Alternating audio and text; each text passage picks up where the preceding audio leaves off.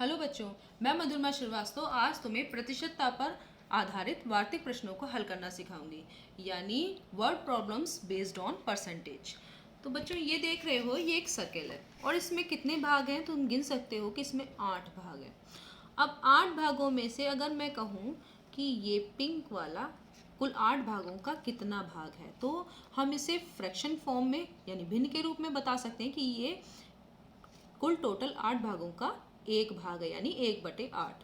अगर इसको ये 2 भाग है 8 भागों का, तो इसको हम फ्रैक्शन फॉर्म में लिखेंगे यानी भिन्न के रूप में, तो 2/8। ये आगे 3/8 और ये 4/8, ये 5/8, ये 6/8, इसी तरह से ये 7 और ये 8/8, इस तरह से हो जाएगा। अगर हमें कहूँ कि ये 6 भाग टोटल 8 भागों का कितने प्रतिशत है, तो तुमने फ्रैक्शन फॉर्म में तो इसे बता दिया कि ये 6/8 है, लेकिन अगर हमें इसे प्रतिशत में निकालना हो तो कैसे निकालें? तो सबसे पहले तो हम इसे फ्रैक्शन फॉर्म में लिखेंगे यानी भिन्न के रूप में। तो भिन्न के रूप में ये हो गया 6/8। ठीक है, हमने इसको लिख दिया। अब तुम्हें मालूम है कि प्रतिशत में बदलने के लिए फ्रैक्शन को क्या करते हैं, न्यूमरेटर और डिनोमिनेटर में 100 से मल्टीप्लाई करते हैं। और ऐसा हम इसलिए करते हैं क्योंकि जो डिनोमिनेटर का 100 होता है उसको हम परसेंट के साइन में चेंज कर देते हैं। ये देखो यहाँ पे किया और यहाँ भी डिनोमिनेटर में भी हमने 100 से मल्टीप्लाई किया। अब देख रहे हो कि ये जो डिनोमिनेटर वाला 100 है वो क्या है, 1/100। ऐसा क्यों? इसको इस तरीके से भी हम लिख सकते हैं। ये देखो, ये है हमारा 1/100। ये इस फॉर्म में भी लिखा है और जैसे मैंने पहले लिखा था वैसे भी। इससे तुम्हें इजीली पता चल रहा होगा कि ये 1/100 है। और इस 1/100 की जगह नेक्स्ट स्टेप में हम क्या करेंगे, प्रतिशत का साइन लगा देंगे। तो चलो करते हैं इसको।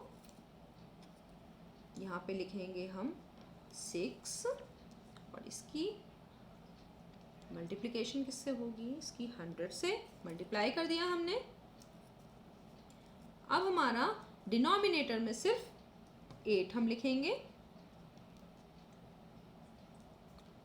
और इस 1/100 की जगह हम क्या करेंगे, परसेंट का साइन लगाएंगे। और अब हम इसको सॉल्व कर लेंगे। तो 2 से अगर दोनों को डिवाइड करो 6 और 8 को, तो यहाँ आएगा 3 और यहाँ आएगा 4। और 4 से अगर हम 100 को डिवाइड करेंगे तो हमारा कितना आएगा, 25। अब 25 यहाँ, 3 यहाँ, 25 की 3 से जब हम मल्टीप्लाई करेंगे तो कितना आ जाएगा, 75। तो देख रहे हो कि ये हमारा जो 6 भाग है वो टोटल 8 भागों का कितने प्रतिशत है, तो ये निकल के आ गया 75%। तो ये हमारा ये क्वेश्चन सॉल्व हो गया कि 8 का 6 भाग कितने प्रतिशत। लेकिन अगर हम इसका उल्टा करें और आंसर को हम चेक करना चाहें तो क्या करेंगे, तो अब हमारा नेक्स्ट क्वेश्चन इसी से ही निकल के आ जाएगा कि 8 का 75% कितना हुआ। तो अब इसको जब हम क्वेश्चन को लिखेंगे तो हम इस तरह से लिखेंगे, 8 लिख देंगे, का की जगह मल्टीप्लिकेशन का साइन, ठीक है, और फिर 75, तो हम लिख देंगे 75 और परसेंट का साइन लगा देंगे। नेक्स्ट स्टेप में हम क्या करेंगे कि परसेंट के साइन की जगह हम क्या करेंगे, डिनोमिनेटर में लिखेंगे 100। तो पहले हम लिखते हैं 8 मल्टीप्लिकेशन का साइन और लिखेंगे हम 75 और डिनोमिनेटर में क्या करेंगे, हम डिनोमिनेटर में कर देंगे 100। ठीक है, अब नेक्स्ट स्टेप क्या होगा हमारा, 25 से ये दोनों कट होंगे और यहाँ पे आएगा 3 और यहाँ आएगा 4। ठीक है, और 4 से जब हम 8 को डिवाइड करेंगे हमारे पास आएगा 2। यहाँ 2 हो गया, यहाँ 3, 2 और 3 की मल्टीप्लिकेशन क्या होगी, 6। तो हमारा आंसर आ गया 6। तो देखो हमने चेक कर लिया कि जो हमारा ये 75% निकल के आया था वो आंसर सही है। और दोनों तरीके से हमने क्वेश्चन को बना के सॉल्व कर लिया। तो ये तुम्हें समझ में आ गया होगा। अगली वर्ड प्रॉब्लम देखते हैं, इसको हटा देते हैं।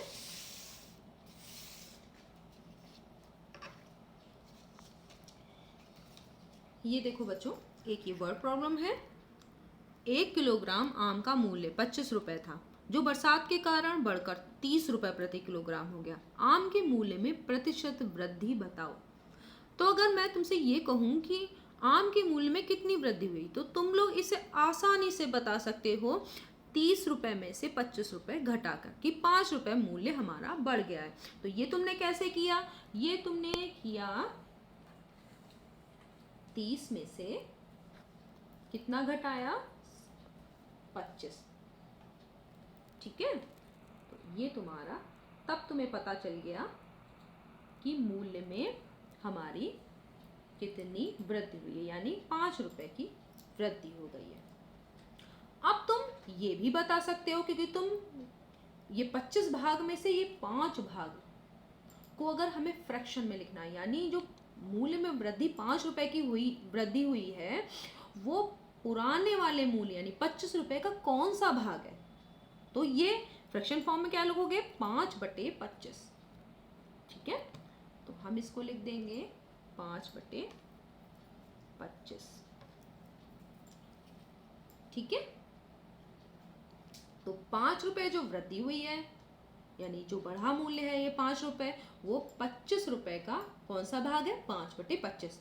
अब तुम इसे आसानी से प्रतिशत में बदल सकते हो। वो कैसे? न्यूमरेटर और डिनोमिनेटर में 100 से मल्टीप्लाई करके। दूसरी तरीके से भी कर सकते हो कि यहाँ पे अगर 100 लाना है तो तुम क्या करोगे? 4 से यहाँ मल्टीप्लाई करोगे और 4 से हम यहाँ मल्टीप्लाई करेंगे, तब भी हमारा 100 नीचे आ जाएगा। तो ये भी एक तरीका है, इस तरह से भी कर सकते हो, या फिर 100 से ही जैसे हम हर क्वेश्चन में करते आ रहे हैं वो भी कर सकते हो, या फिर इस तरीके से भी कर सकते हो कि अगर हम यहाँ पर भी मल्टीप्लाई 4 से करें और नीचे भी 4 से मल्टीप्लाई करें, तो यहाँ पे भी 100 आ जाएगा।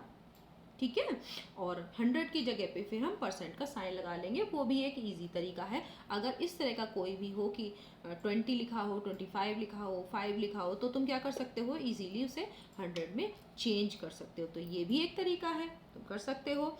तो यहाँ पे क्या हो जाएगा? 5 को 4 से मल्टीप्लाई करेंगे तो हमारा कितना आ जाएगा? 20, और हमारे डिनोमिनेटर में क्या होगा? 100। ठीक है, तो तुम्हें तरीका आसान लगे तुम वो अप्लाई कर सकते हो। और अब क्या होगा? 1/100 को हम प्रतिशत के साइन में बदल देंगे और ऊपर हमारा आएगा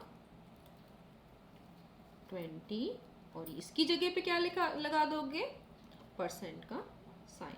तो ये भी हो गया 20% निकल के तुम्हारा आ गया कि मूल्य में तुम्हारे जो 25 रुपए मूल्य था वो अब 5 रुपए और बढ़ के 30 रुपए हो गया। तो वो 5 रुपए जो है वो 25 का कितने परसेंट है? वो है 20%। तो तुमने इस तरीके से भी निकाल लिया कि हमने 4 से मल्टीप्लाई कर दिया न्यूमरेटर डिनोमिनेटर, क्योंकि हमें बस 100 लाना है नीचे, तो वो 100 से ऊपर नीचे मल्टीप्लाई करके भी कर सकते हो अगर कोई ऐसी संख्या यहाँ पे दी हो। ठीक है, और नहीं तो तुम इस तरह से भी कर सकते, तो जो तुम्हें ईजी लगे। अब एक और क्वेश्चन कि एक वस्तु का मूल्य 800 रुपये था, इसके मूल्य में कमी होने के कारण नया मूल्य 736 रुपये हो गया।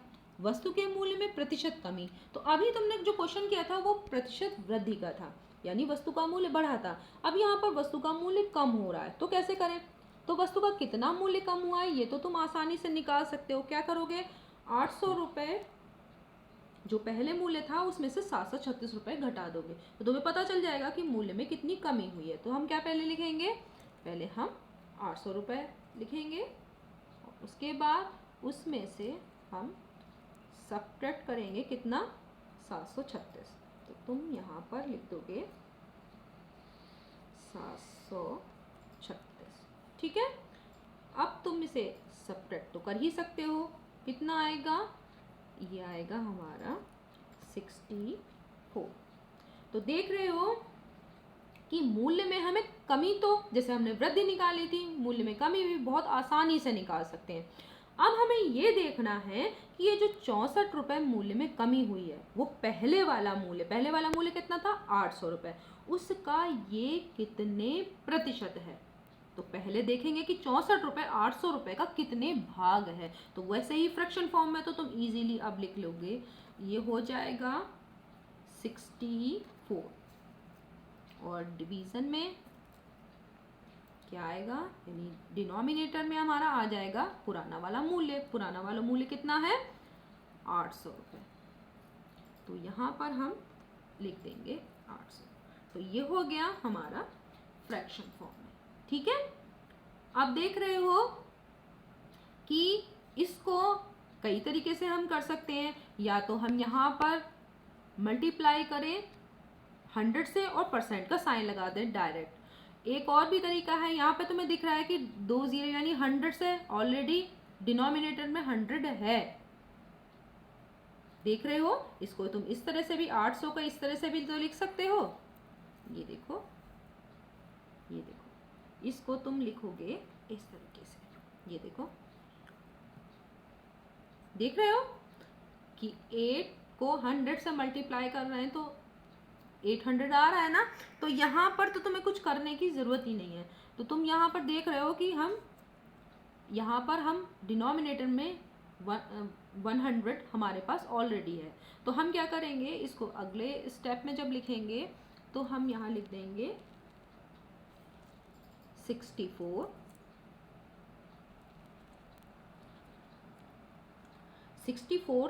और ये 8 है। अब हम इन दोनों को आसानी से, जो 8 और 64 है, इनको अगर हम डिवाइड करेंगे तो कितना आ जाएगा, 8 आएगा, ठीक है। तो अब हम क्या कर सकते हैं, इक्वल का साइन लगाएंगे और यहाँ पे कितना लिख देंगे, 8, ठीक है।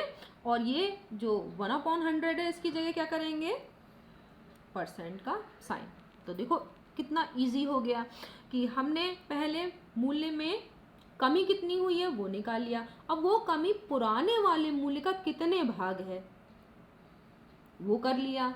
और जो डिनोमिनेटर में हमारे पास 100 पहले से ही था, तो हमें इसमें 100 से मल्टीप्लाई करने के ऊपर नीचे ज़रूरत नहीं है, क्योंकि हमें नीचे 100 चाहिए। अब वो किसी भी तरीके से हो, यहाँ पे तो इजीली है, तो फिर कोई ज़रूरत ही नहीं है। और इस 100 की जगह तुमने इस परसेंट का साइन लगा दिया और 8 से 64 को डिवाइड किया तो तुम्हारा 8 आ गया, ठीक है। तो 8% मूल्य में कमी हमारी हो गई है 8%, यानी पुराना वाला मूल्य जो 800 रुपये था, 64 रुपये, जो उसका कितने भाग है, 8%, ठीक है। तो अब दोनों तरीके से तुमने निकाल लिया, मूल्य में वृद्धि भी, मूल्य में कमी भी। अब इसको अगर हम फॉर्मूले के रूप में लिखें तो फॉर्मूला हमारा क्या बन जाएगा, तुमने क्या किया था, पहले बढ़ा हुआ, इस वाले क्वेश्चन में बढ़ा हुआ वाले में जो है पहले बढ़ा हुआ मूल्य निकाला था। तो बढ़ा हुआ मूल्य 5 रुपये था, उसको किससे डिवाइड किया था, उसे फ्रैक्शन फॉर्म में बदला था पुराने वाले मूल्य से डिवाइड करके, और उसको फिर परसेंटेज में बदल दिया था। तो इसका फॉर्मूला हो जाएगा बढ़ा हुआ प्रतिशत, कैसे, बढ़ा हुआ मूल्य बटे पहले का मूल्य और गुणा में 100, जो कि तुम किसी भी तरीके से ला सकते हो, ठीक है। ऊपर गुणा में 100 कर दिया, इस तरीके से फॉर्मूले के रूप में भी लिख सकते हो। ये इसी तरीके से घटा प्रतिशत भी निकालना है तो उसमें भी यही करना है, घटा मूल्य बटे पहले का मूल्य गुणा 100। गुणा 100 क्यों किया है, क्योंकि प्रतिशत का हमें साइन चाहिए, और प्रतिशत का साइन कैसे आता है, नीचे हमारे डिनोमिनेटर में 100 होना चाहिए, ठीक है। तो इस तरीके से कर लिया। तो ये इजी और इजी तरीका है जो तुम कर सकते हो कि तुम्हें डिनोमिनेटर में यहाँ पर, वरना अगर हम क्या करते कि न्यूमरेटर में भी 100 से मल्टीप्लाई करते, डिनोमिनेटर में भी 100 से मल्टीप्लाई करते, फिर उसको हम परसेंट के रूप में लिखते। तो ये आसान तरीका है बच्चों, तुम अच्छे से समझ में आ गया होगा कि किस तरीके से हम परसेंट पे आधारित वर्ड प्रॉब्लम को सॉल्व कर सकते हैं। धन्यवाद।